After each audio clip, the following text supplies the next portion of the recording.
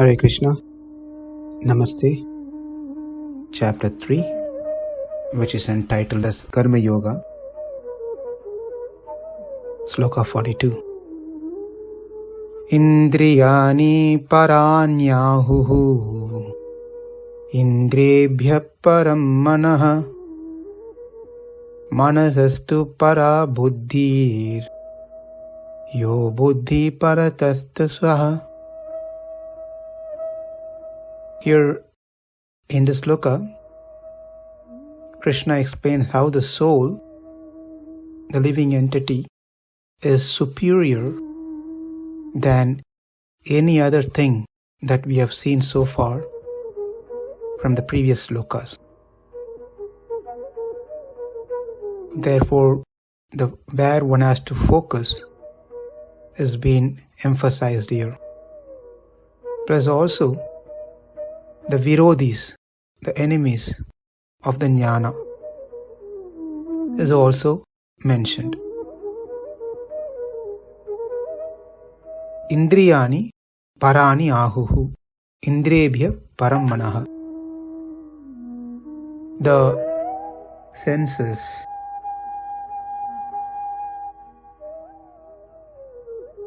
are superior to the matter, the objects,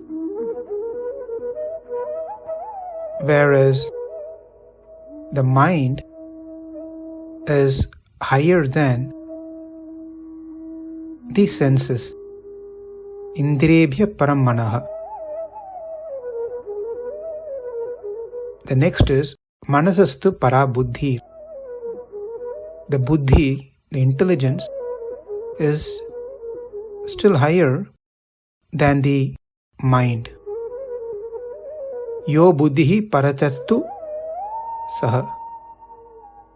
And the Atma is higher than the intelligence. So we're going to see the two different views of this last point. Yo buddhi paratastu saha. The senses are higher than the dull matter. The very first one, as it says in the sloka. The dull matters can be controlled. If I want to move a chair from one place to another place, I can do it. If I don't like to sit in certain position, I can always change my position. If I don't like the time, I can do something when I wanted to do it. Therefore, the time can be changed, the place can be changed, objects can be moved. Therefore, these dull matters are lower compared to the senses, the five senses. This is because the senses control the sense objects. So we should also know that even if one sense, indriya, is out on its way hunting for something which is out of control, it will pull and pull the other senses as well. If eye gets engaged in some sense pleasure, seeing something, it pulls the ears, mouth, nose and the skin. If the ear get engaged in some hearing sense pleasure, soon the ear will pull the other sense as well.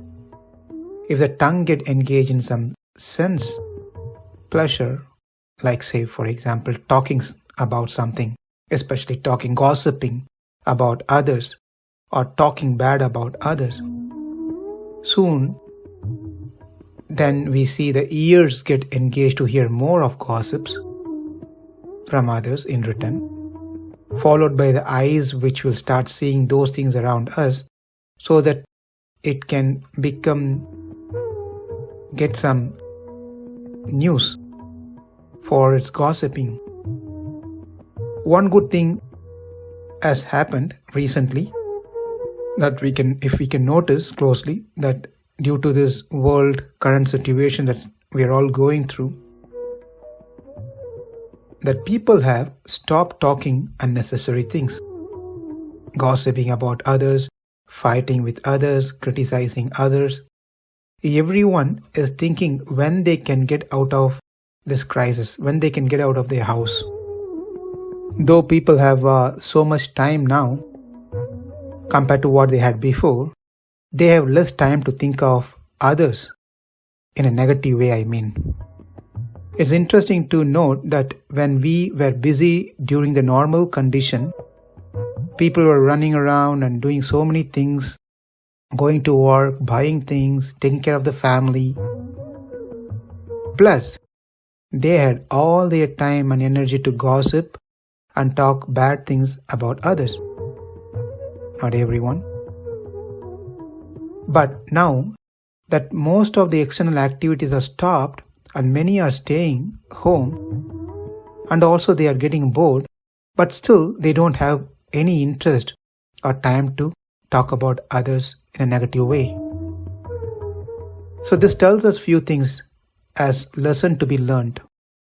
Number one, if we take care of our needs and necessities of our own life, as they say simply, mind your business, we will have less time to gossip and criticize others. That's number one. Number two, if we are put into crisis, our focus turns towards solving the crisis, not about others. These are the two things. So now it is our choice to decide we want to take option one, that is to take care of our business and develop personal nice qualities and connection with Krishna, or take option two, where invite some crisis in our life, personal lives. So our attention is mostly goes into solving that rather than worrying about others in a negative way. So here, continuing with our sloka, the senses are higher than the dull matter. That's the first one. The second point Krishna says is the mind is higher than the senses. One even control their senses by ceasing the activities, but not by not doing the activities. But the mind will be still active. Since the mind is active, then even though the body may be silent, at rest, the mind will continue doing its job, always analyzing things.